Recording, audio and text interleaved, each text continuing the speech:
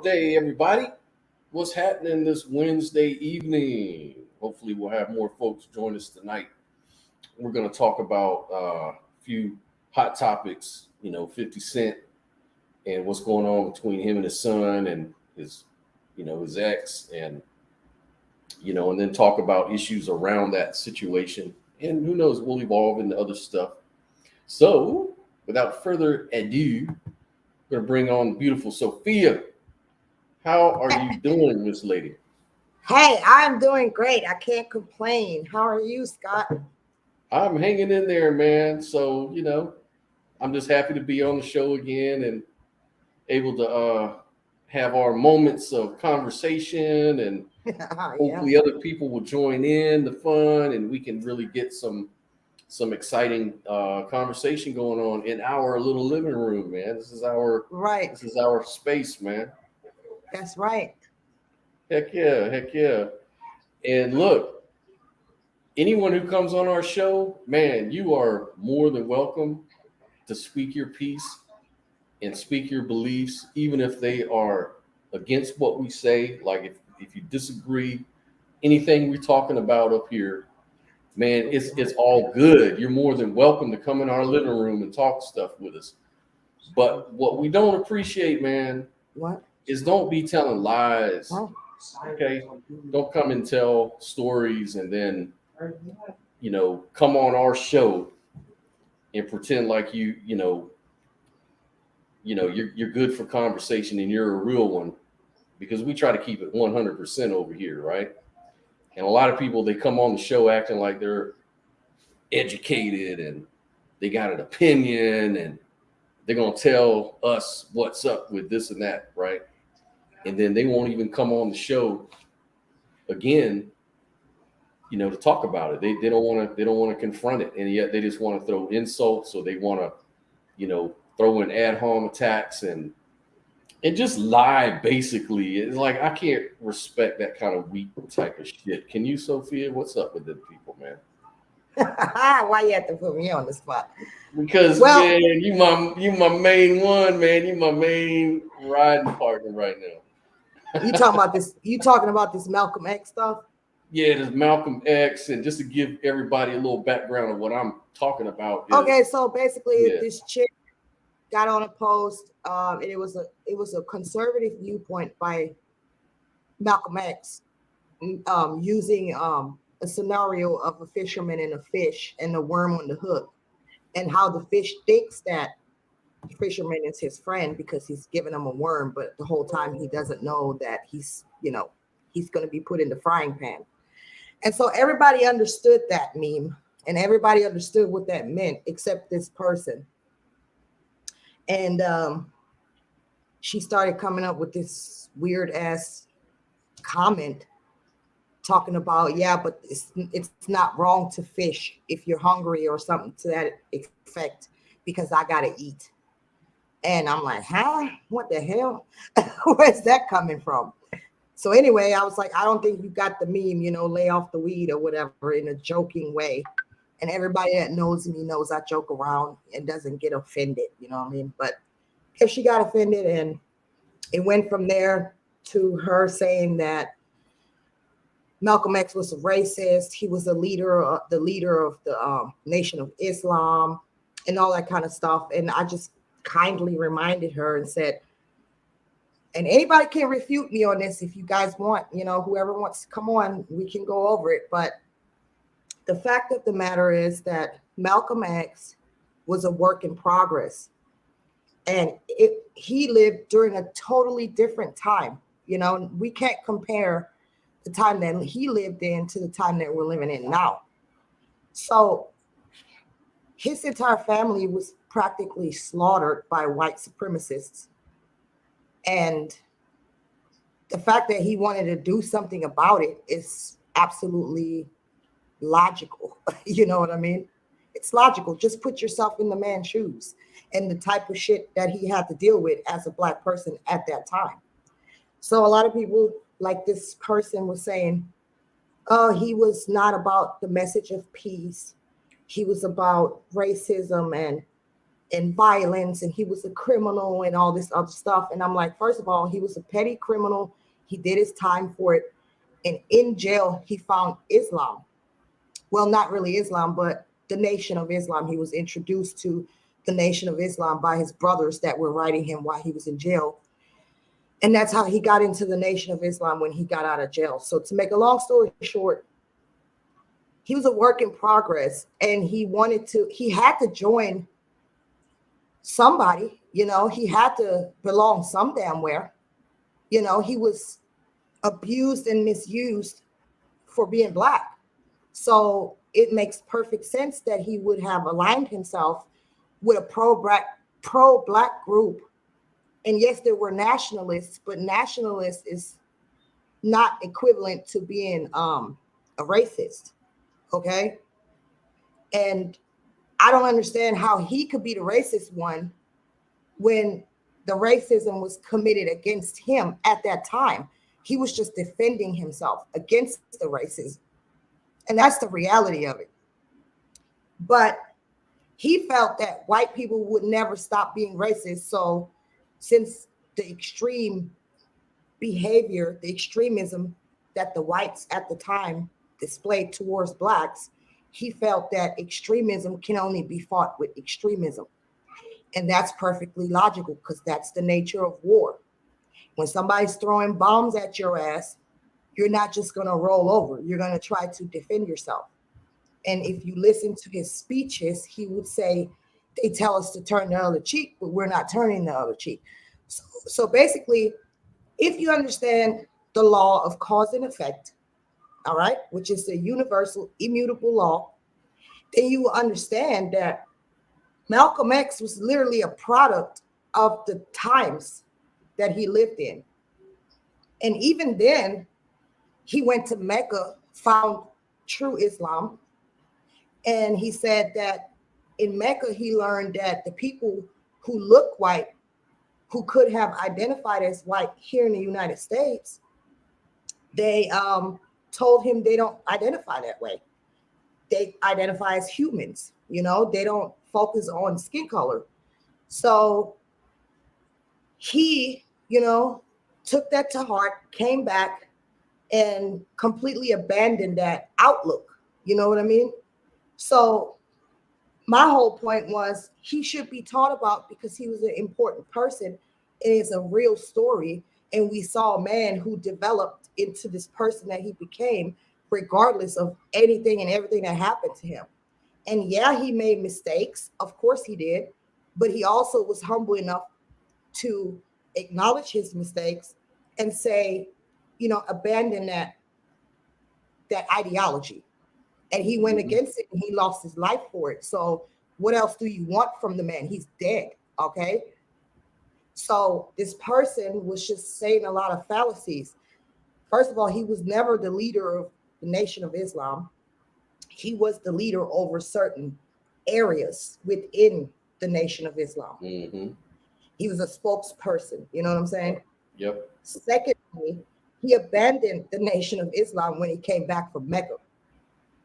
And this person kept telling me in an arrogant, most arrogant way that she knows her research and she knows what she's talking about and all this other stuff. And I'm like, look, man, we told you nicely, me and this other guy, we weren't coming at you all sideways. But now that you're coming at me sideways like you crazy or something, I'm just going to block you because I'm not even going to allow that into my energy because I should have a right to talk about Malcolm X. I don't care if you don't like it, because he wasn't what you're trying to say he was. How would you feel if your whole family got exterminated? Right. And see, And at the time, that's the thing that she didn't have any kind of empathy for was she couldn't even sympathize with the fact that a guy who's, and this is the same person who claims to be Jewish and all of that, and has family that suffered under Hitler and this and that, then she should know what it's like and why people create movements to fight against the establishment. And that's really what it is. And not only that, I asked her to debate these points with me because it's true enough. I don't really know a lot of my religious and political history as I used to know it, but at least I remember a lot of these facts you're talking about. Like for me, it's kind of like the way I think most people kind of understand the story is historic fact. And when I went today to look at this stuff up, and even her own citations, I looked her own citations up that she said would disprove you, Sophia. And I looked it Yeah, up, but had nothing to do with Malcolm X returning from Mecca and becoming the leader of the Nation of Islam. It had to do with Farrakhan. It had to do with the Nation of Islam's comparison to Mormonism in America, like two right, but American. see, when he went overseas, he talked to leaders in the Middle East, and he was against what people refer to as Zionism. Okay, there's a difference between Zionist Jews and just Jews in general. As a matter of fact, a lot of Jewish people suffer under the Zionist policies, Mhm. and speak out against it. So I have yet to see where this man condemned all Jews, like she tried to say. Right. She just was saying things that wasn't true.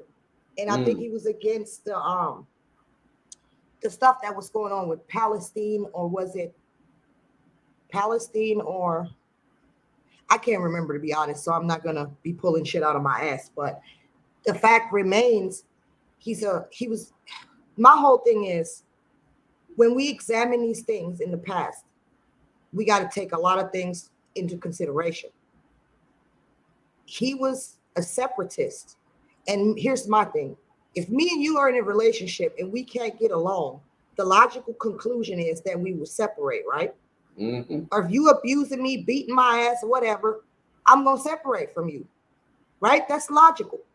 Right. So if you have that type of violence committed against Black people at that time, it only makes perfect sense to be separate, because you're preaching segregation.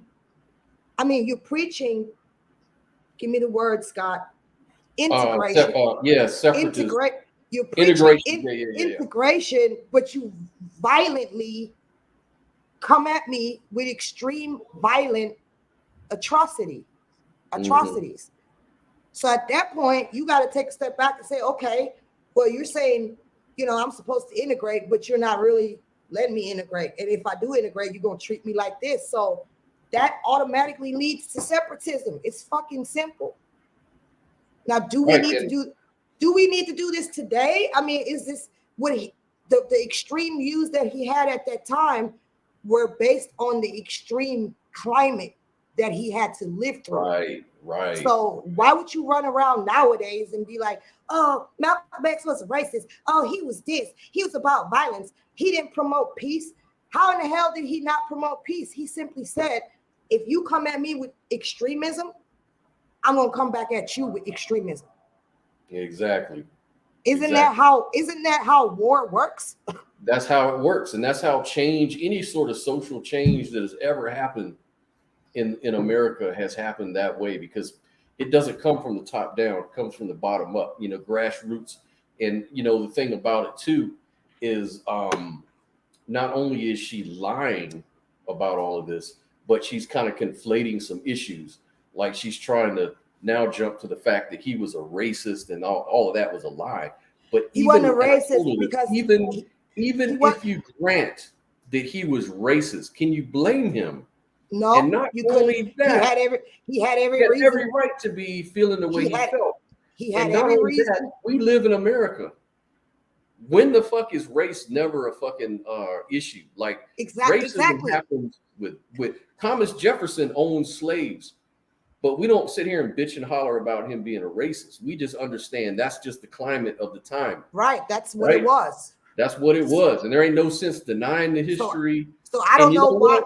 I just don't know why any person would have a problem with me being fond of Malcolm X, because even with the bad parts, the man was courageous, man.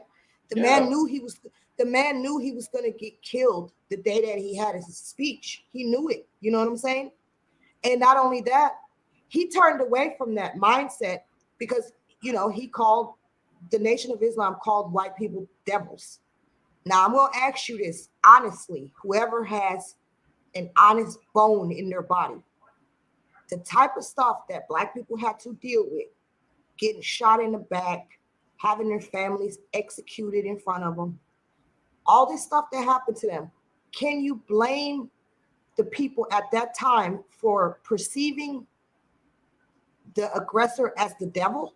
I mean, if you doing some shit like that to me, in my world, you become the devil, you know? Yeah. But even so, even with all that shit that happened to him, he still turned away from that viewpoint.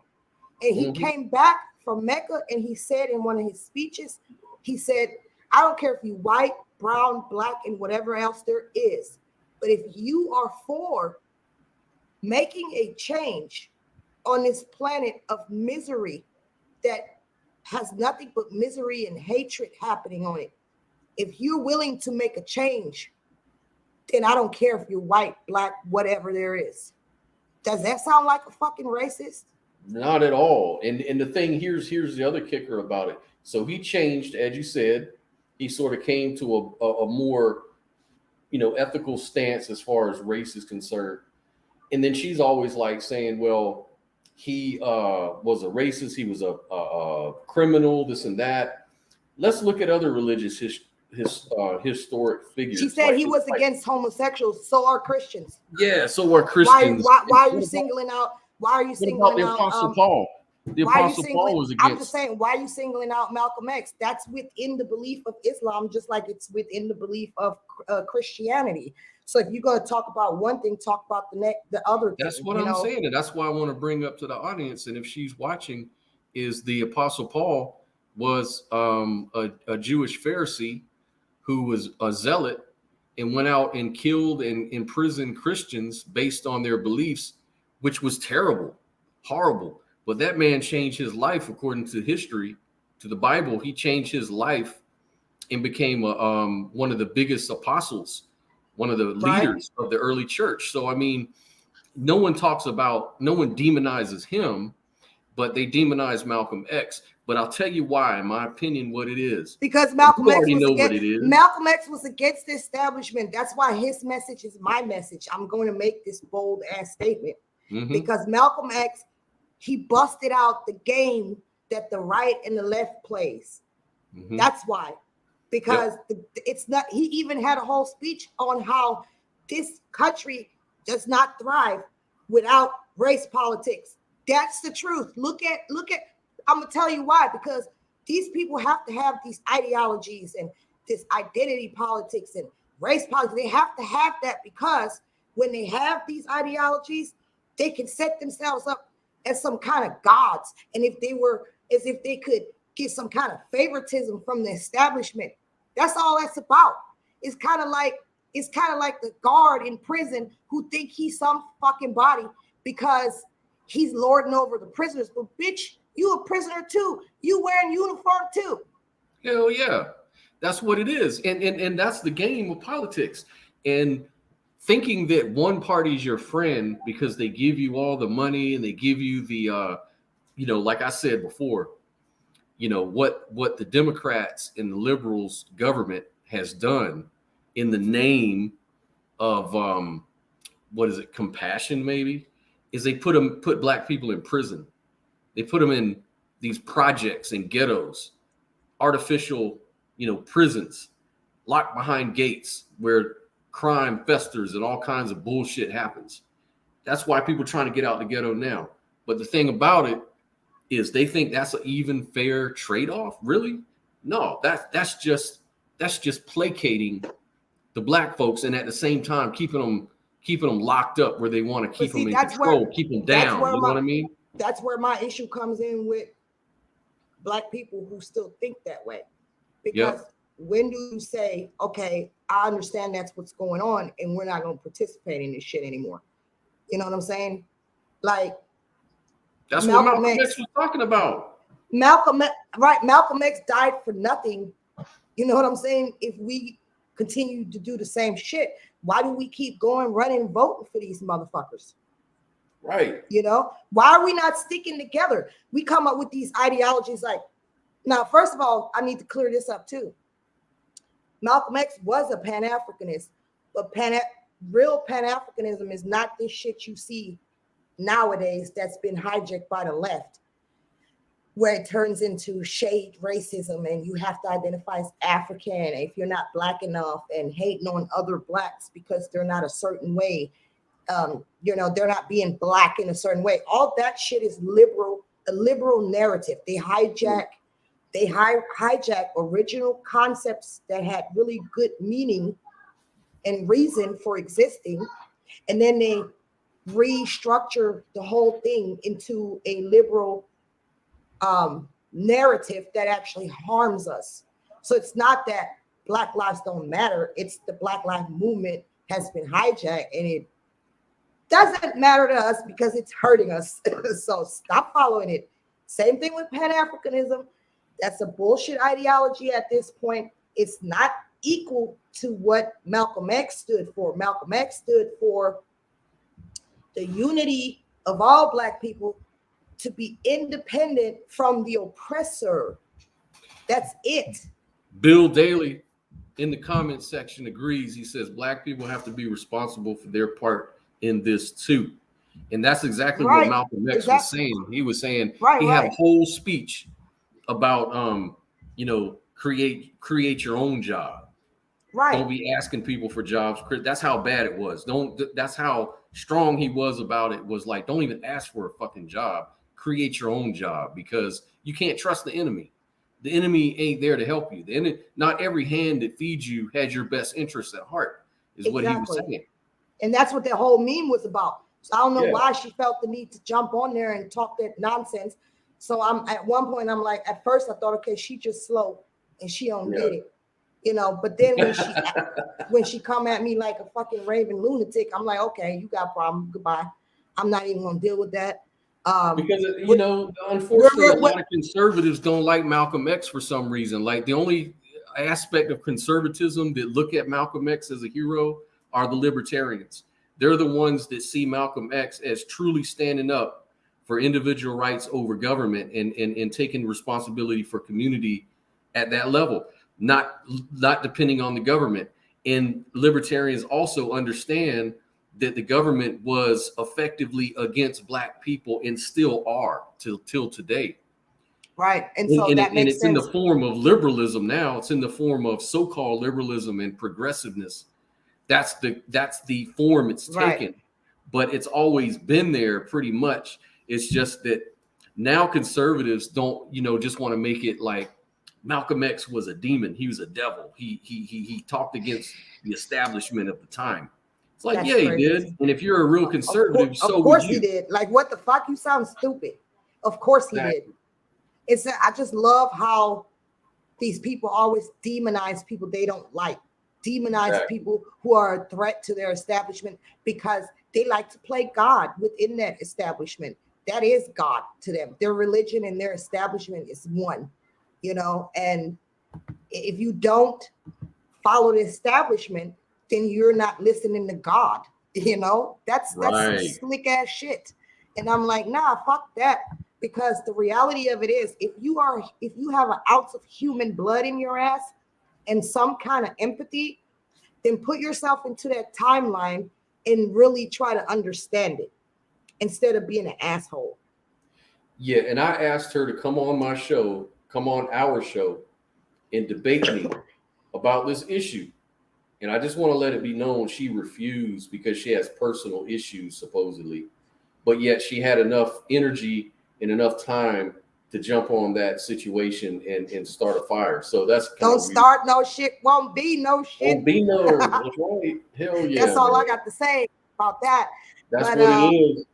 Anyway, I just wanted to get the record straight about what my stance is on Malcolm X, and I don't care what nobody thinks about that. Like I said, you could challenge me on it, but I'm not going to change my view because I've been looking up to Malcolm X since I've been a young teenager. Malcolm X's message got me through a lot of shit, facing racism, being the only Black person in my whole classroom. I've had my ribs broken for being Black twice, actually, and I've experienced some serious shit, but I'm okay. You know what I'm saying? You live and you learn, you go through shit, you have experiences. So I know what real racism feels like. I will say a lot of people in America don't really know what real racism feels like Exactly. compared to that. Exactly. You know what I mean? So we also have to acknowledge how far this country has come in some aspects. You know what I mean? And the things that were a requirement at the time of Malcolm X are not necessarily a requirement at this time. You know what I mean? We Right. have evolved.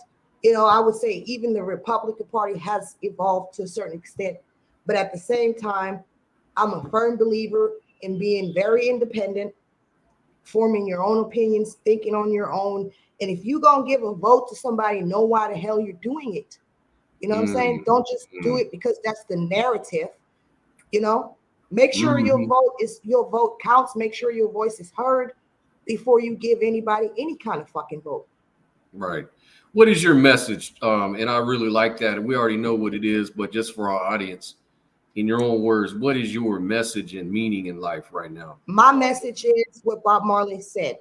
Until the color of somebody's skin is no longer superior over another, there's going to be war. Like, what part do you not get about that? Not you. I'm talking to the audience, whoever. This country, with its race politics, is what's tearing it down. We got to see each other as humans, human beings, no skin color. And if we can't do that, there will never be any peace. But don't fucking turn around and tell me I'm the violent one and I'm the extremist because I'm gonna fight for mines. You know what I'm saying? Don't even try that shit. Whoever try that shit with me can cut the fuck down. Period. Hallelujah. Can the church say amen? Anyway, that's what I got to say. We have to look past that. Well, look here, man. 50 Cent said, when a baby is a victim of his mom's view of his dad, it's terrible. I have mailed them over $1 million, but he's big now. Only 18 months left of support to live off. Then reality sets in. This is real life now. I expect his mom to go crazy now. She don't know what to do. I pray she figured out. He's grown now. This kid is going to hate his mother when he realized what she did to him. He has to make it on his own like I did. Smack on my head. Good luck. What do you think? I agree. Shit. Like, first of all, from my understanding, this man was sending her son, what was it, 8,600 a month or 6,800 a month? 67, 81,000 a year. And she got the nerve to call him a deadbeat. Like, what? She sued him for $1 million or more than that. Really? So here it is. You got a man who actually trying to be a good dad, who's doing what he's supposed to do. And you got this man looking like he did something wrong. That's crazy. Can you imagine just getting $6,700 every month? That's a lot of money. Just in the mail. Just in the mail. You ain't did shit for it. Nothing. Like, what? Like, holy shit. I don't get it. I guess he's a victim too, the kid. Yeah, he's privileged and still feels like a victim. See, that's America for you, man. We are living in a time where people don't understand how good they really have it. Hell no, man. And I think that the mother has a lot to play in this situation. I think these guys, I think they were married a long time, like 20 something years, I guess, back in the 90s. And then they broke up. But the breakup was horrible or whatever. Yeah. From what I've read and heard about the whole situation. And, you know, and the kids always kind of suffer. But in this case, from what I understand, he's always been really close with his kids, always seeing them, always being there for them, sending them money, you know, doing what he can do as you know, a father that had to walk away from until she channeled her bitterness through her son against him. And if you observe this boy, he's not even a boy now. He's a grown ass man. He's 26 years old. 26 years old. Talking about he shouldn't have to work. Oh man. Anyway, but he tried to reach out to him. He tried to be there for him. And You know, it got to the point where the mom brainwashed their kid so horribly that he refused to communicate with him. He'd go there and he wouldn't open the door for him. And after a while, you know, 50 was like, what else? What else can I do? And here's the kicker part. Everybody knows 50 got shot 9 times, right? Mm-hmm. And he survived that shit. Mm-hmm. Well, I don't know why. I don't know the whole story. I don't know why the person who shot him didn't do any time or if they did any time. But apparently, the same enemies that shot his dad, his son ended up posing with and taking pictures with. If that is not, if Oh. that's not the ultimate betrayal, I don't know what is. Like Oh no. this woman hates that man so much that she successfully turned her child against this man to hurt him. That's And she some used to real always go to TMZ and, you know, talk bad, go to these blogs and really talk bad about 50 Cent, you know, and just ratchet up the drama, man. And it's like, But see, it's so crazy because he was giving her $25,000, and she wanted 50. That wasn't enough for her. mm-hmm. So he was like, okay, if you want to play this game, I'll take you to child support and make them put me on child support and then watch what you're gonna get. And Yeah, that's how it ended up going from 25 to 67, yeah, 6,700. From right. 25,000 to 6,700. And so he took himself on took himself there to make sure that he gets visitation rights and has the child on the weekends and things like that, or every other weekend, and to make sure that child support is enforced. But he knew it was going to be less than, since she wanted to talk all that shit. So I thought that was a smooth move, and also it shows that he actually wanted to be in his child's life. Yeah, yeah. And Bill says a big reason why a lot of black men are going to other races. And I agree, Bill, because it's also the other way around for black women. That's why a lot of black women go to other races, because Mm-hmm. we just don't do each other good, man. We don't do each other right. You know what I'm saying? Like we just don't. I don't know what's up with that shit. So why are these white guys going with the black people then? Like we running from ourselves, and Malcolm X said that. You know what I'm saying? He said that. Fucking DMX said the same shit. He's scared to be around his own people. You know? Yeah, and it has a lot to do with just family dynamics early on. So if you don't really see your father in the picture, you don't know how to be a man. You know how to Yeah. be, you know how to be what your mom taught you to be by example. And you're going to have a lot of resentment because a lot of mothers, this is across the board, whether black or white. I've seen this in all different situations, is that mothers who have kids and they don't have a father to help them out will try to use anything they can to get control of their household because they don't know how to do it. And they think they have to be mean and all of this kind of stuff. And all that does is work against you at the end of the day, because the kid grows up just having a weird idea about women and a weird idea about who he is and what's acceptable, what's normal.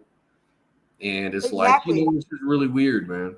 I mean, it's not the ideal situation, and I'm a single mom, and I could see that. You know what I'm saying? I try Mm-hmm. my best um, to raise my boys with values that really only a man can teach them. But I gotta like tap into my masculinity, you know, and try to. I know I can't replace a man, obviously, but I try to guide them towards male role models, like people like Jordan Peterson or whatever, you know, so they can have an idea what a real man is. And not just him, you know what I'm saying? I know I'm about to attack Some of the everybody, messaging, yeah, yeah, but yeah, because you're I gonna have a just, lot of haters out here on you about that because I mean, I'm a using it as lot an of people example, hate all right? Jordan Peterson. I know, but I think he's a great guy. But anyway, make a long story short, I can't be a dad. That's just impossible. You know, it's something as simple as a man's voice. I don't know if a lot of people know this, but this is true. You know, one time I was a young mom and I just didn't know what to do. I was overwhelmed. I had a 6 month old and a 2 year old. Mm. And I was at some office sitting in some lobby or some shit. And my 2-year-old, he used to be bad as hell at the time. That's my oldest. He'd Mm-hmm. be running around everywhere, not listening to me. And I'm like, I can't run after him because I got the newborn right here, and I'm just like, what do I do? What do I do? And he was just so bad, I couldn't get him to listen. And I'd be screaming his name, Julius, come here, Julius, stop it, Julius. And then this man sitting there, just some random black guy, he goes, hey boy. And my son just instantly went, yes, Mm-hmm. sir. Yeah, that's. So it's I know what you mean. That's a just weird like thing. a man's voice carries this vibration, you know what I mean? It's like a vibration that Mm-hmm. a woman's voice doesn't carry. And so just the voice of a male can make a boy just instantly just listen, like it's like it's almost built in like that. Yeah, man. Like So when that's important, boys need that. my dad used to scare me to death, man, and he didn't have to whip me, man. He would just start talking to me. I'd be like, oh shit. Just the voice. And Yeah, then to come me, home. I tell my kids anything, they look at me like, okay, mom, we really taking you serious right now. Like, really? Yeah, exactly. Yeah, little boys, they need that. They need that authority and someone who can just, be a man for them and make them do things and get them structure. And it's like, I remember, like with my kids when they were younger, it's like, I remember my son used to just run around and act crazy. I'd come home and he'd be acting all crazy. And, my ex was just didn't know what to do and yelling and Right. screaming. And I just come home and say, look, man, come here, man. And he'd be like, okay. And then he'd That's be it. all straight and scared and nervous. I'm like, don't be scared. Just stop. Right. Fuck down. Like, but But that's all it took, it's amazing how that works. It's almost like it's built in by nature or something. Like, I mean, I've seen it many times. I gave you one little example, but I think Mm-hmm. that when a boy grows up and he really doesn't have a man who he can identify with, a lot of things can happen psychologically, and it may not happen the same way to every boy. Like my middle son, he sees me as this strong warrior woman, and he looks up to me, and he Mm-hmm. tries to do what I do. He tries to hustle, make his money. He's 13 years old, he's a go-getter. He's talking about being a welder. He's looking up companies and which state would be the best place to work and all that. And he's only 13. He's a go-getter. When we had this winter storm out here in Texas, Mm-hmm. he was out there taking out the trash for people who didn't want to go outside, because in Texas they get cold when it's like 60 degrees and shit. Yeah. So they're like, hey boy, you want to take my trash out for me? I'll give you $5. My son like, hell yeah. So Yeah. he coming back in. I got some money. He always got some money. Like, he always applies himself and offers his services. And, he's always like doing shit. Like when I'm door dashing, he's like, mama, I need a few bucks. So I figure I'm going to come with you and help you out. And then when you get some tips, you can hook me up. And I'm like, okay, hell yeah, come on. So he comes with me. He helps me, helps me carry the food, opens the door for me. And it does make it easier for me. And because he's such a big boy, I feel protected when he's with me, especially when I go out at night, and do my deliveries. They see the size of him, they just back the hell up. So he's my little bodyguard, my little sidekick. And he's a manly man at 13 years old. Like, I know he's not a man. Nice. I know he's not a man yet, but you know what I mean. Yeah. So he really doesn't feel like because his dad's not around, he's missing something. You know what I mean? Mm-hmm. And that's good. But sometimes you have children that it does affect. And so my oldest is a different story. He needs that male figure so he can identify with a good, upstanding male. And he doesn't really relate to me. And when he hears my voice, it sounds annoying to him and he tunes out. So I don't get through to him. You see what I'm saying? So every kid's different. You know what I mean? They're different. Yeah, there's a different dynamic going on right there, man. And your younger son, he did it naturally. It just kind Yeah. of reminds me, and it is a little off topic, but it's just a weird story. I don't know why it reminded me of this, but when I lived in Virginia, man, one of the hardest working guys I knew was this fucking crackhead. He wasn't very reliable. No shit. But he used to work hard, boy. He used to, every wintertime there'd be snow, he'd be coming around. Hey man, can I shovel your snow? can I shovel your snow, man? I'll do it for $5, man. I Like already know. summer, he's cutting your grass. He's like painting my house. He's doing all this shit. Like, damn, you a hardworking dude, man. But then he'd just disappear in the middle of a job, though. That's the only problem. Right, because when that crack call, it's all over.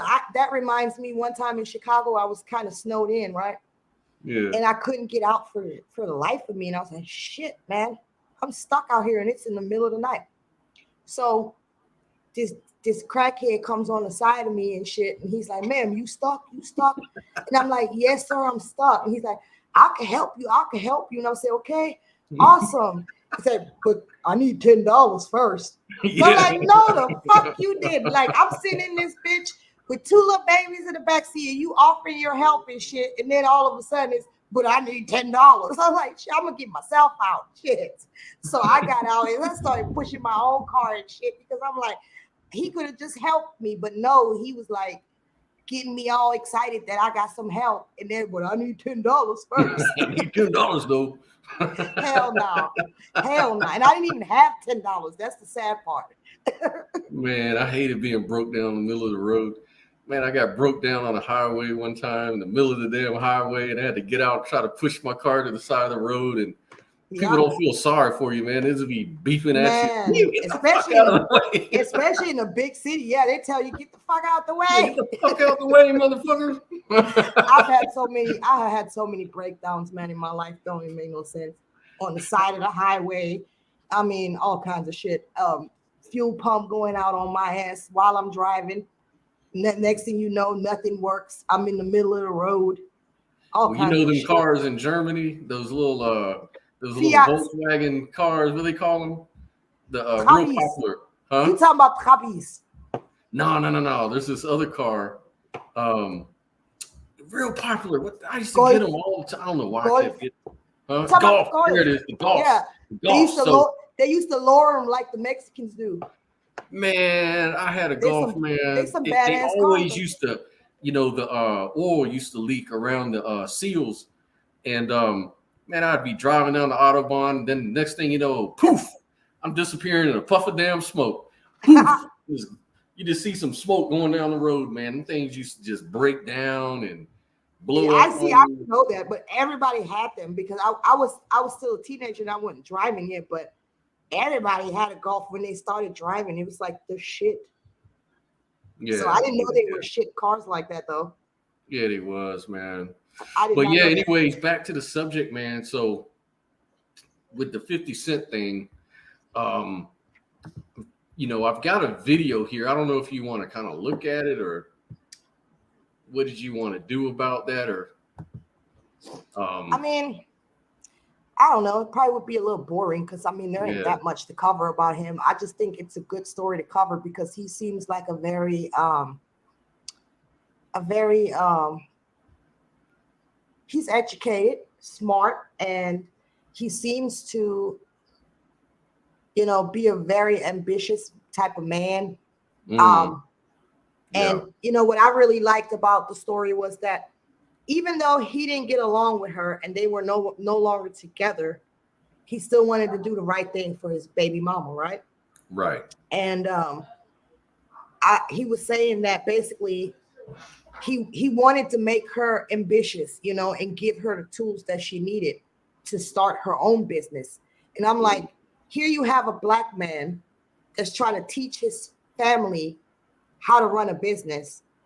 And it can't get no better than that. That's exactly what you should want. You know what I'm saying? Right. That's the type of stuff we should encourage in the black community. So now you have a man like that and you don't want it. So she was telling him shit like, well, I ain't got to work because I knew you was going to make it. What kind of shit is that? And he was like, I understand that,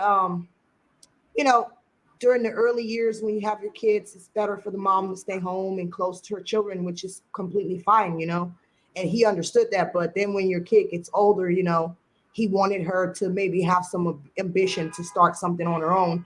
And then he said briefly she was talking about real estate, like she may go into real estate, but nothing ever came of it. So at the end of the day, you know, he just called it for what it was. She just was a lazy woman that wanted to live off of his money and not do anything for herself.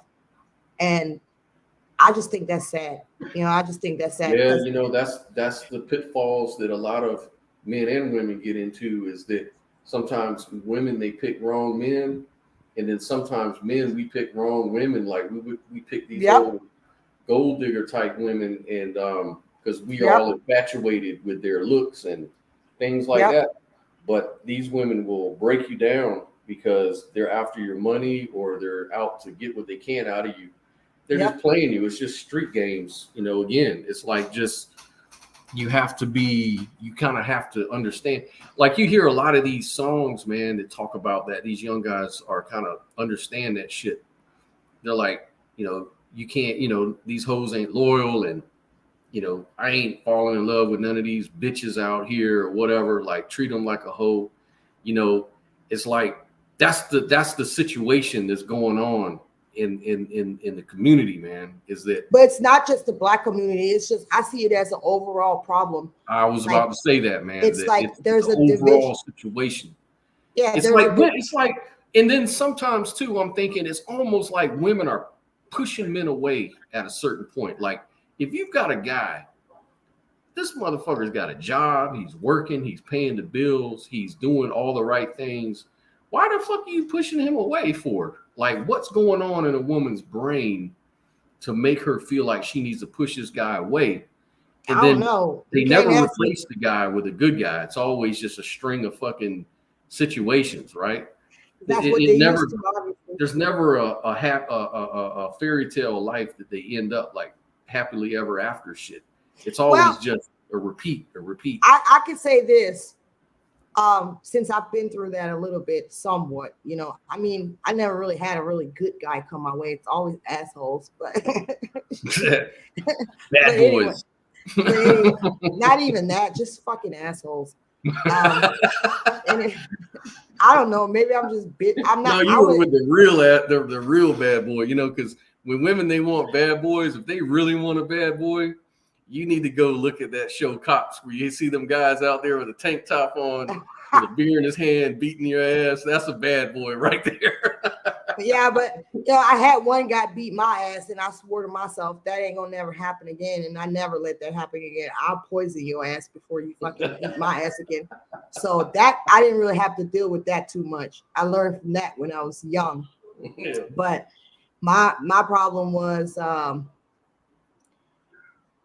I hate to say this, man, trying to please what's expected of me as a Black woman, and following the trend, following the culture. Yeah. So I felt like obligated to that. And yeah, well, didn't go that well. But anyway, that didn't go too well. So that's, well, you know, sometimes I think too that because we as human beings are not born with a handbook on how to deal with another human being in close quarters for that long. So what happens is men and women don't know how to really relate to each other after a minute. Like, it's all good when you're dating and you're you know, in that infatuation mode where you're on the honeymoon stage and all that stuff. But then as soon as everyday living gets involved and you're paying the bills and you're buying the groceries and you're coming home every day, that's when all the real shit comes out. That's when the realness comes in, and that's when the romance kind of goes out the window. And then women don't feel like they're getting the attention that they used to get, and they feel neglected, and they look for something different. They're looking for them butterflies in the stomach. And then that's because you go into the relationship that way. See, me personally, the way that I am now, I see a relationship more like a business arrangement. Yeah. I hate to say it, but it really is. So I Mm-hmm. ain't trying to feel no butterflies. Get away from me with that shit, because I know that ain't gonna last long. My thing Right. is, what can we build together? What can we create together? There Are you we go. going to get along in the long run? Do we have things in common? There And you so go. I always tried to build with somebody, but they never supported me and tried to build with me. So it Right. was always one-sided. And I'm doing everything. I'm paying the bills. I got a job. I'm doing this. And after a while, he just, drops the ball and expects me to do everything. So a lot of these type of guys, they want a mama. They want to be taken care of by their girl or wife like she's their mom, and then they go out on the side and cheat with the freaky bitch. Yeah, because hey, here's another thing I wanted to mention. Like with the guys, especially the young guys, you got to understand that testosterone that's running through the blood of these men, these young men, is like a drug. It's like some shit that will take you out of your fucking mind. Like if that testosterone builds up in a lot of these guys, they don't know how to have any self-control, and then they're very impulsive, and they're very and then all it takes is, let's say you're having problems at the house, and then you guys aren't really intimate that often. He's just going to go out of his fucking mind and start having no self-control. He don't have enough feelings to put himself in any kind of control, and the shit just dissolves from there. And that's why my thing, like when I tell my son, don't be getting married too fast, man. Don't try to get married. Don't tie Grow up. yourself down like that Yeah, fast. your hormones are a real thing. These are real things. These can fuck your life up. Your little head between your legs can fuck your life up if you ain't Yeah, careful. That shit will fuck you up. You safe sex. Don't be getting married to the first girl that comes along, that's what I and tell my try to son. be smart, man. Try to figure people out, man, and see what, and be true to yourself. Figure out what do you want in life. And Yep, that's what because I tell look, my son. yeah, because man, I men tell him and like women. I'm not down with that whole narrative that, oh, you get out of high school and then you marry your high school sweetheart and then you do this and do that and then you get a white picket fence and then you stay with your wife till happily ever after. That's a bunch of bullshit. Bullshit. Yeah, it's Because bullshit. you still try to sow your oats out here. You still got them hormones raging. You don't feel like you experienced enough yet, and it's just a setup for failure, in my opinion. Mm-hmm. So I tell my son, the same thing. Don't tie yourself down the first girl that you meet, but always practice safe sex, because you don't want to end up paying child support for 20 kids. You know what I mean? And hey, this is where nature, the law of nature, rubs against our artificial cultures and societies and ideas of what life should be. Because what happens is, with natural selection, the male of any species, just about, especially mammals, like especially apes like us, our whole idea, the reason we have these hormones is because nature wants us to procreate, Right, wants us to go out here and make babies before we die so we can keep the species going. right. But that shit rubs against you. It works against you when you start coming up with these things like marriage and, the only person for me and all these things. I've Yeah, only you got coming eyes up with for all you. these unrealistic Right. narratives, You're you're and you're actually working against nature. You're because trying now to impose your yeah, imagination.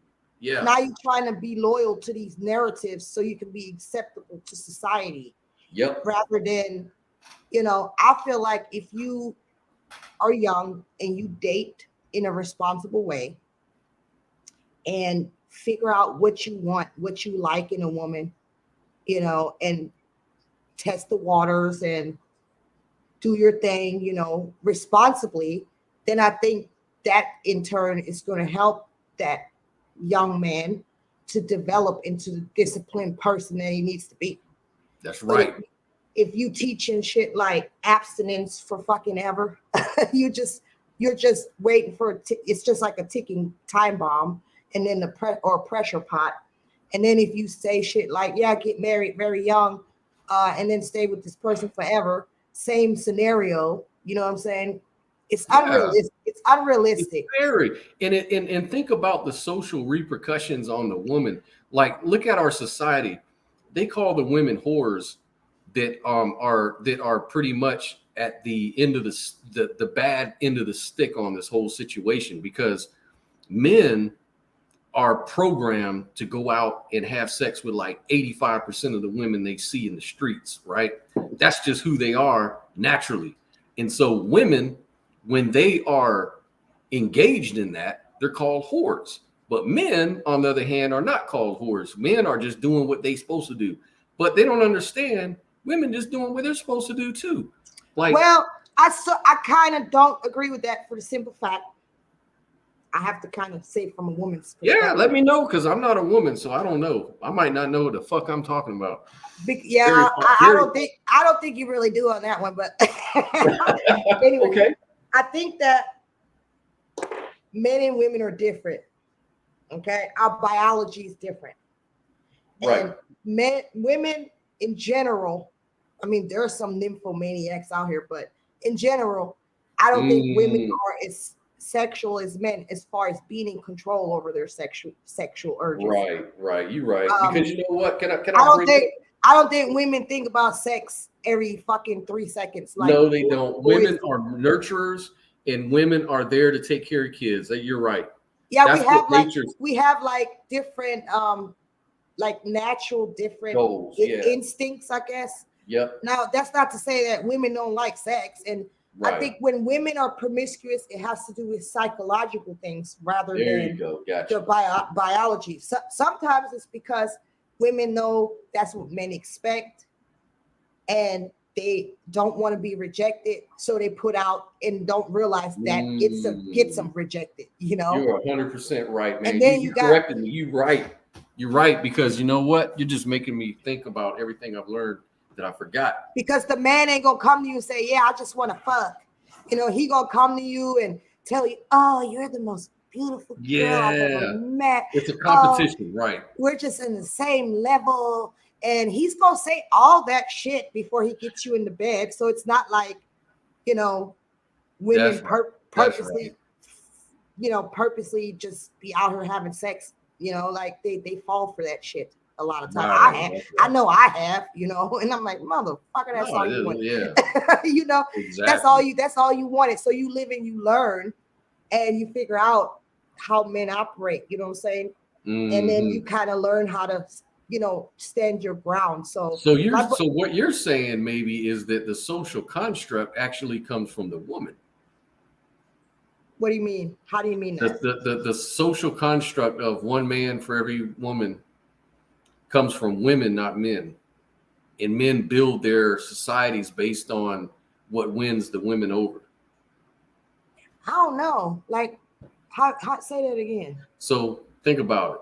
This is my thinking. I'm probably totally 100% wrong.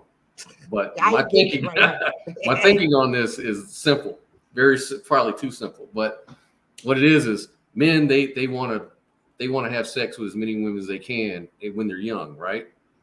But women, they don't want that. Women, they just want to be wooed and be romantic. They want one man that's going to take care of them. Most girls, they grow up saying, "Oh, I want two or three kids, and I want to have a family." They say that shit. They say that shit by the time they're like 5 or 6. Right. That's their evolutionary instinct. Yeah. Men, they have the men, they're like the arrow. They're not thinking about that shit. They ain't thinking about none of that. They just out there trying to get laid. That's why you need to wait until a man is grown up, matured up and grown up, right? And like then the in women, Jewish. So what I'm saying is, though, these men seem like they've created a society that kind of works against their natural instincts, and I think they're either. I see what you're saying. So it's either that the women have created the society, and the men have responded by creating the society they want, which is the marriage thing, right? Right, but they can't abide by it. They can't abide by it, though. The other thing, too, could be that society is built by old men that don't have that same drive no more, and now they feel self-righteous. And they're like, yeah, now that I've grown up and thought about it, I don't need fucking sex all the time like that. That's foolishness. We need to have a Absolutely. society that's enlightened where we don't do that shit. What they don't understand is they're simply operating according to the testosterone that left their blood a long time ago. You know what I'm saying? They're not doing anything especially ethical. They're just responding to their nature still. It's just that Right. their nature has changed during the life cycle. Right. They Right. then got older and more mature. So it's either But those see, two things. I don't know which one it is. no, Though. I agree, because that's why I found it interesting, because I got into different religions and all that kind of stuff. And I think there's truth in all of them, Mhm. And I found that in Jewish traditions, they don't really allow you to read the Book of Solomon, because it's Mhm. kind of sexual in nature, actually, Mhm. believe it or not. And it's a topic about love and romance. And And being so, intoxicated with the breasts of your youth. yeah. Yeah. And so the Jews, they don't even go into that until I think you're 30 or something like Mhm. that, Mhm. because they understand you're not really over that biological aspect of yourself until you Right. get around that age. And I can honestly attest to that. I don't think a man has that fully out of his system at least until he's 30. So with that being said, I understand why, for instance, the Bible says, do not stir up love until it's ready. Mhm. So Mhm. what we do in society is actually not in accordance with that.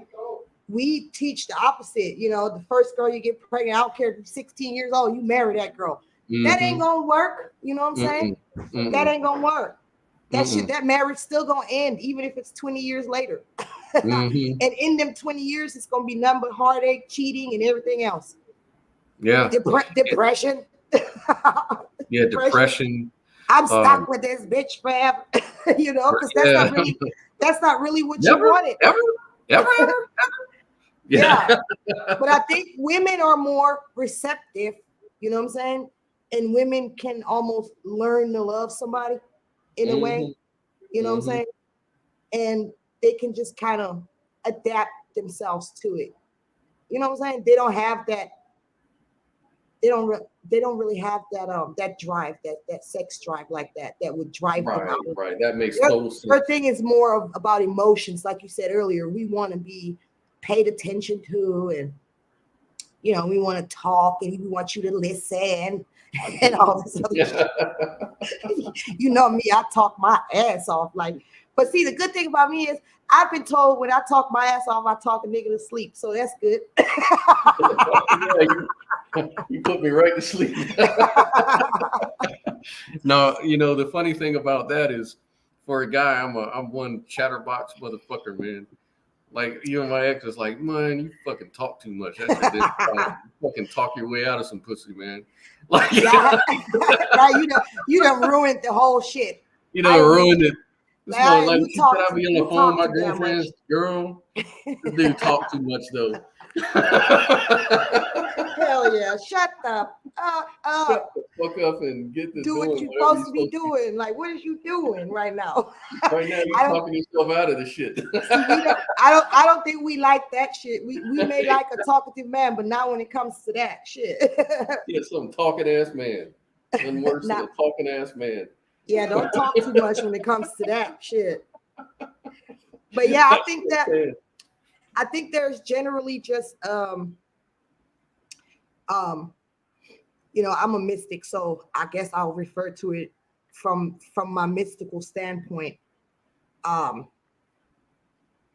I think that the divine feminine and the divine masculine, and I say divine because I don't know what divine really means, but the essence of a man and the essence of a female, Mm-hmm. they're two different energies. And Mm-hmm. so those two energies have to come together in a balanced way so they can become like a hand in the glove and work together. And so it seems that, especially in America, we're living in a time where these two energies are completely opposed to one another, you know. And I believe that there's, I'm also a conspiracy theorist to a certain extent, because I mean, I watch patterns and I see patterns and I see the outcome of things, It's kind of like math, and what I see is that ultimately this leads to like a severe breakdown between the masculine and the feminine. And I believe the reason it's being done is to weaken um, a nation, because you have these people, these powers that be, who Mm.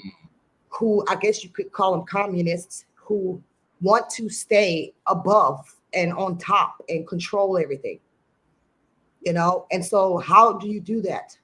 You weaken the people, you break them down mentally, you know what I'm saying, to where um they become weak. That's the best way I can say it. The Yeah. reptilians, man. The reptilians, man. The reptilians trying to fucking intervene in the human affairs, man, and weaken that shit. That's what Whoever some it people. is, whoever it is, some people say it's Satan, some people say it's just evil, the hearts of evil men. Whatever it is, it don't really fucking matter, because It at the is end what of it the is. day, it's going on, the nuclear family structure, which is a conservative viewpoint, but it's not just a conservative thing. It's a natural thing, and we've been over that. And Mm. I know these new progressive will say that's not natural and nature is not dictating that. But yeah, okay, whatever. Anyway, Oh, it is. we can see that there's just a divide, and as long as we're divided like that, how in the hell are we going to progress? How is that progressive? I think that unity is the way of life, and it starts off with the man and the woman unity. You know, and without unity, you can't accomplish your goal. Like in any scenario, you can't do that. Like if you run in a company, you have to have everybody has to have their place in that company. Everybody has to do their job in that company. Everybody has their own tasks to do, and it all has to work in harmony for it to work. Same Right. thing with a machine. A machine ain't going to work properly unless all parts work together like they're supposed to. Every member of that family or that machine or that corporation has a job to do. So if there's no unity, how the hell do you progress? I don't get that. So I don't understand how people come up with these ideologies and actually think that it helps society. Mm-hmm. It's, to me, that's manufactured ass shit that you have been brainwashed to believe because it satisfies your desires, your ego, the shallow shit that people are after, whether Mm. it's materialism, whether it's sexual desires, whether it's whatever feeds your ego. That's why you believe it. That's why you buy it into it. You see what I'm Mm. saying? Mm. Otherwise, Yeah. you would know that's counterproductive. Well, But you're see, not that's where society is kind of running into, like you're saying, like this friction, because, like, say, like social media, like it's not natural for us to be looking at our phone all day and interacting that way with people. It's not natural, and it is leading to a lot of depression, which is leading to a lot of anger and a lot of outbursts in society we see, because obesity. nature is trying to tell us something, like you are not acting according to who you are as a human being. Like you're supposed to be a social animal, and you're supposed to be Right. out here That's that's how you evolved. Oh, you can't deny a million years of evolution because in one generation you have an iPhone. It don't work that way. Like there's going to be a problem. And so this is what's going on. It's escalating. Our artificial life is escalating millions of times faster than our natural evolution did. Like we right. we are creating a world. Our world has changed just within the last 5-10 years in Yeah, technology, which has it's like enabled us to do so much. it's like I always say, like, we either gonna evolve with this, or we gonna kill ourselves off. We're It gonna can kill only ourselves off it with can it. only And it can only that's why everybody's worried about this artificial intelligence. right, because Because it's too everybody sees fast. the pattern. The pattern's already there. We're already extending our brain into this little piece of computation. That the Google and all that, that's just your brain extended. That's all it Right. is. It's just, instead of it being inside your brain, it's in your palm. It's just a few Right. inches away. That's all. It's just a few more inches away. Then it's going to be here, and then it ain't going to make any difference. You're just going to be a fucking machine, and humanity has already been died out. The process of natural selection has taken its toll. It's just like George Carlin said. We were watching that video where he said, like, the earth ain't going nowhere. The people are fucked. Like, Yeah. The world's been here for billions of years, and humans, we've only been engaged in this manufacturing and shit for like what, 200 years at the most. And you think that we are some kind of threat to the world? Like, we can actually, a few pieces of plastic is going to make a fucking difference? World's going to fucking laugh at that shit. The planet's been here a long time. Don't give a shit. And so we're going to die off, one way or the other. And it's probably going to, because we're just getting out of we're getting out of the way. People seem to think that we're going to evolve into some kind of superhuman due to AI if we can just make the transition, and then whoever dies off in the process, oh well, basically, and it's like, really, you really want to take that chance? I don't know, I don't know about all that. Yeah, I mean, some of us rightfully are kind of scared of that, so that's why liberals get on my nerves when they say we refuse to change because we're conservatives and shit like that. It's not that we refuse to change. Some things don't need to change because some things are fundamental. You see what I mean? Right. You can't take fundamental things and change them. And I have to go back to mathematics. You know what I mean? It's logical. Yes. Some things are fundamental. Some things are fundamental and you just can't change them. That's what I call the immutable law of this reality that in which we operate. You know what I'm saying? Like, exactly. You can't go against. I mean, you can go against it, obviously, but you can't overcome. But you think there's enough people will survive because there's enough people that are going to be against the change and the establishment to where these people will kind of survive. And then the only question I have at that point is, if you've got a whole bunch of humans that have died out, now we have these fucking robot things, these artificial hybrids or whatever. What is their relationship going to be with the people who refuse to go along with the program? There ain't going to be no relationship. It's just like what you see now. There's already a communication breakdown between the man and the woman. Like, we already can't get along. And but I mean, are they gonna be like the Terminator and extinguish?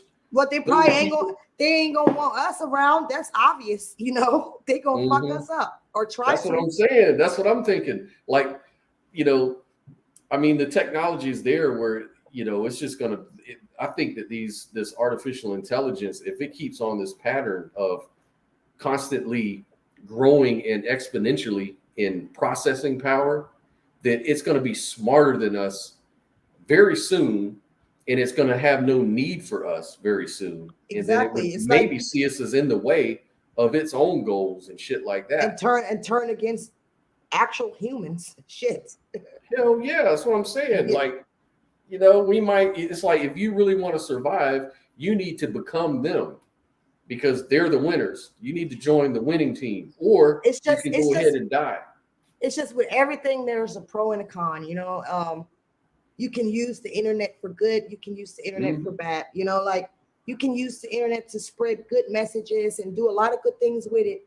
But then you can also use the internet to socially engineer society, or, put out false informations and shit and get everybody on these narratives, and install these programs into people. So it's like, technology could probably be good, but if you're misusing it, it can lead to something bad. So that's kind of where I'm at. And that's why I'm scared of certain things, like putting nanobots in somebody's body to fix your body or heal something inside there, or program these things to do certain things in your body. Sounds fine and dandy, you know what I'm saying? If the right person is doing it, but that same person could program this nanobot or RNA messenger DNA to fucking give me a heart attack and nobody would know. It could be a kill switch too, you know? So it's Yeah, like yeah. There's a thin line, you know what I'm saying? So I think that ultimately we just have to find a balance between things, you know, everything. It's all about keeping the balance in everything. You know, Nikola Tesla had a vision that with unlimited power, that humans would have the ability to make paradise, so that they, with this unlimited energy source, because he thought that the trick, the key to life and meaning in life and the universe is energy. And he thought Right. that if you could just harness the energy, then humans could be the gods that they worship. And he was on the right track as far as actually creating that vision coming true. But a lot of people nowadays say, well, now that we're kind of getting to that point, we're starting to realize maybe that's what's going to corrupt us. Like maybe that's what's actually going to be our downfall, is the fact that humans, they have access to all this energy and power. And what are they going to do with it? They're going to misuse it. They're going to use it to destroy their enemies. Their enemies are going to use it to destroy theirs.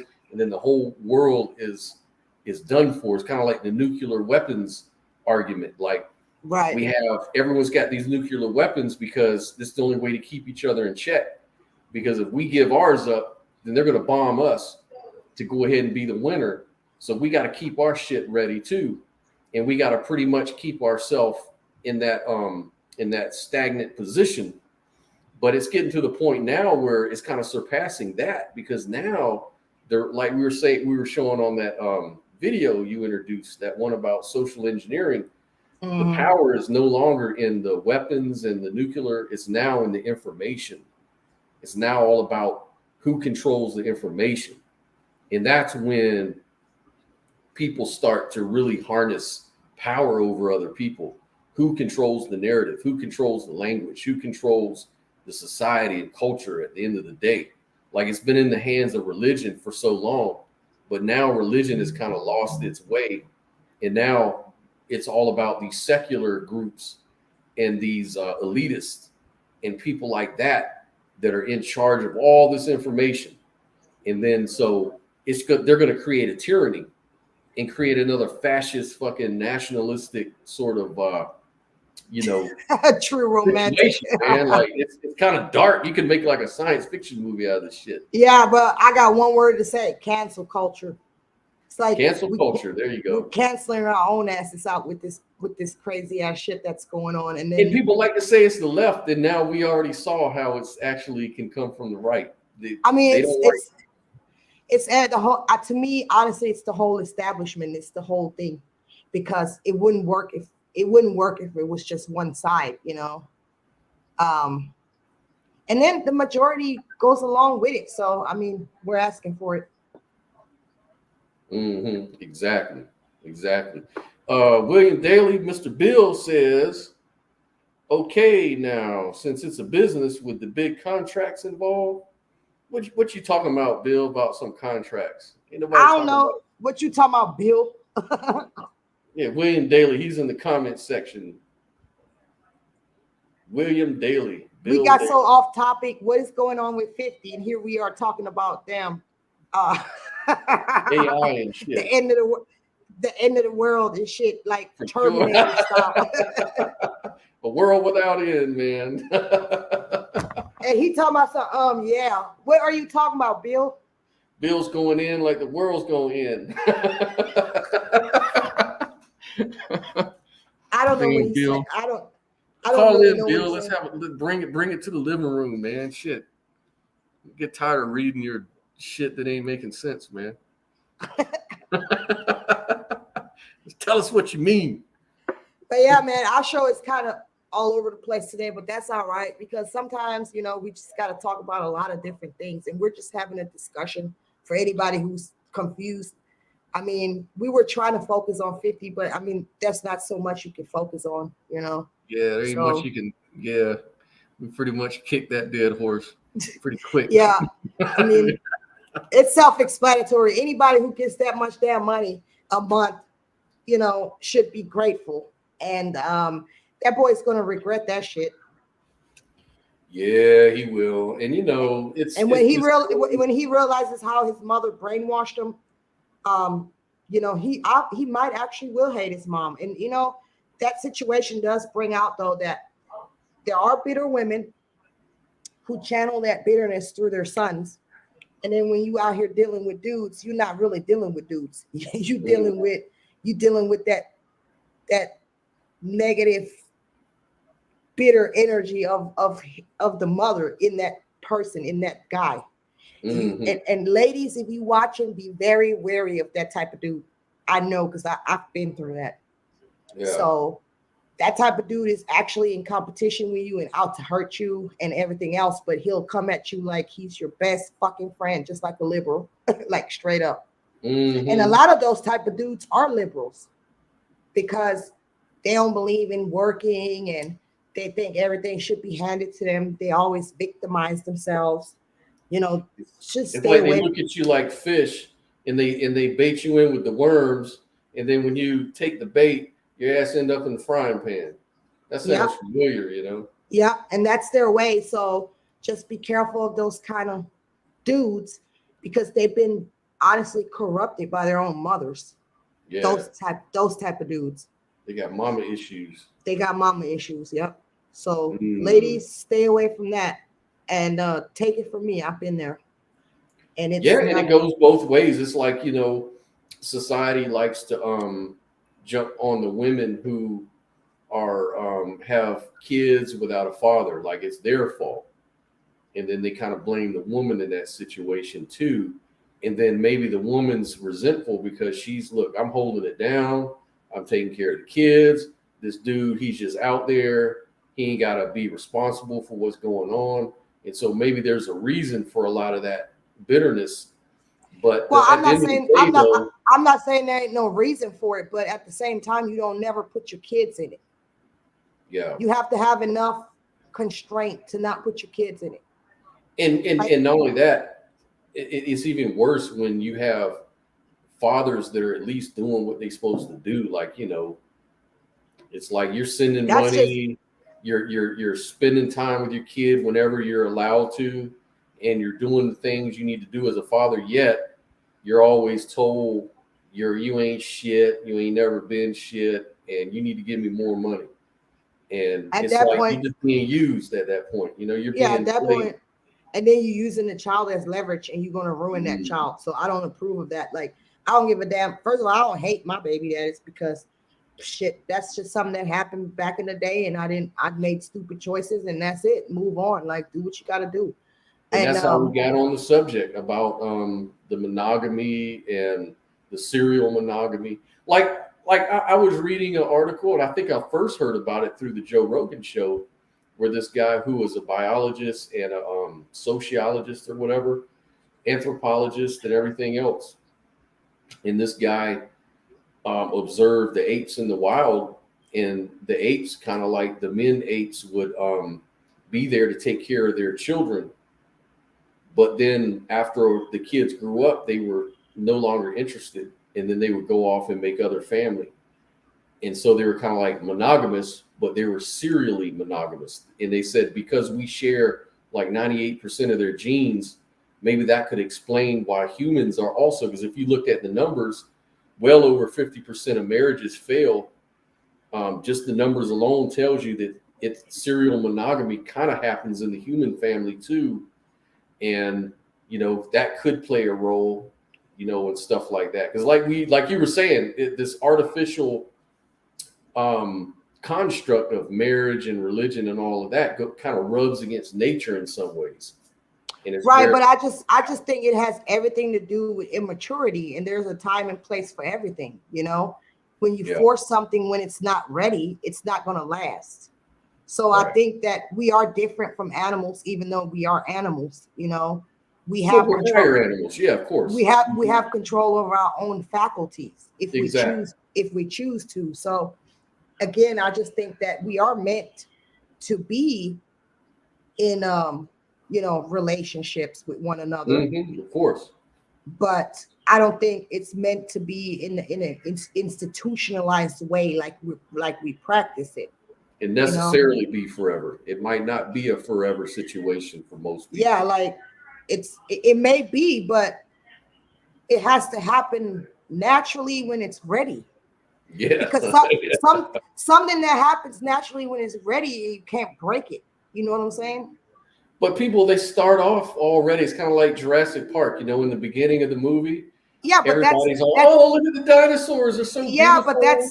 that's kids play. That's when you go into a relationship with the wrong mindset. You Yeah. see what I'm saying? Yeah. You going into the relationship based on infatuation and attraction, and that's it. So how is that going to last? Bill says, I don't think we were made to get married. Maybe not, shit. But I think we were made to. Um, I think that we all have somebody out there for you, that really resonates with you on the same wavelength and forms an unbreakable bond. I believe that exists. Hey, I can say this too, though, just for me personally. I don't know how other people feel, but for me, when I had my family together, I was very protective. And I was like of the mindset, like, look, the way I felt, I remember one morning I woke up in bed, the cat was in the bed, the kids were in the bed, we were all in the bed playing and laughing and watching TV and having a great time.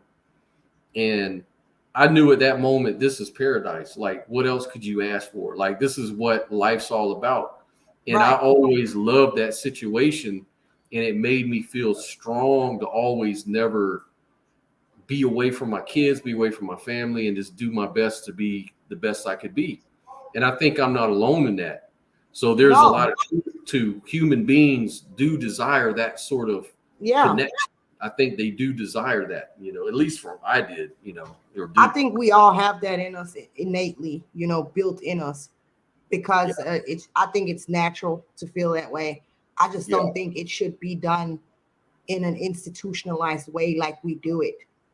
And it needs it's something it's Yeah. It has to be real.